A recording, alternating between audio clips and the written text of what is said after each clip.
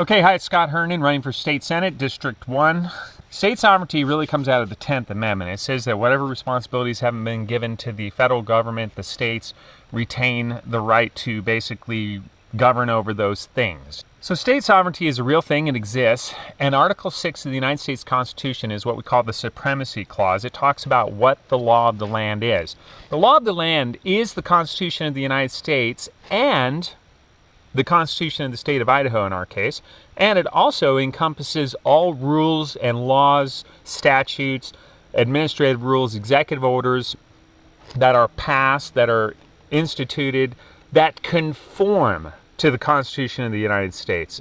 And legislators by oath take an oath to, and they bind themselves to uphold the laws made in accordance with the Constitution and the Constitution itself. Now, the reality is we have numerous federal court opinions, sometimes we have executive orders, sometimes we have administrative rules, sometimes we even have statutes passed and ordinances that do not conform to the constitutions of the state of Idaho or the United States of America.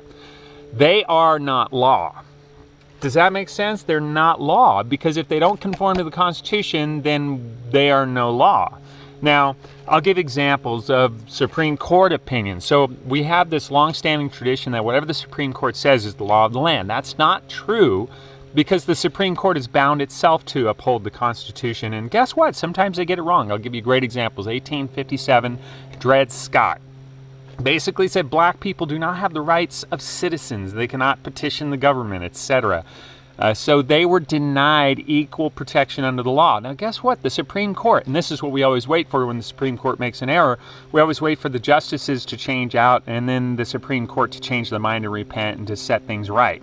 They never did regarding Dred Scott, yet today African Americans, black people, have the same rights as everybody else. It wasn't because the Supreme Court got it right, it's because things changed elsewhere in the government. Now I'll give you more recent decisions. Roe v. Wade, clearly unconstitutional. It infringes on the right to life that is in the United States Constitution. You shall not deprive life without due process of law, and in the Idaho Constitution, Article 1, Section 1, that says there's an inalienable right to life. So a court can't come along and opine that there is no right to life for every human being.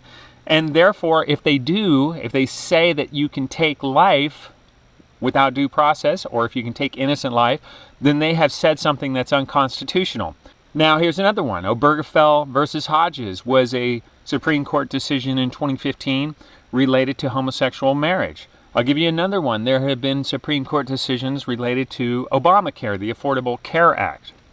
None of these decisions conform to the Constitution of the United States. Those were two other examples. Because this federal government was not given control over your health care and medical care to require that we purchase a product in the private marketplace. And also, the federal government was not given control over the institution of marriage. Therefore, whatever the Supreme Court said in those things, the state could easily repudiate, has the authority to do so under the 10th Amendment and Article 6 of the United States Constitution. All they have to do is through the legislature and the governor, simply not enforce it. Simply defy it. Simply ignore it. Don't go to federal court over it. It's our right. And that is the exercise of state sovereignty. Thank you. I'm Scott Herndon running for State Senate, District 1.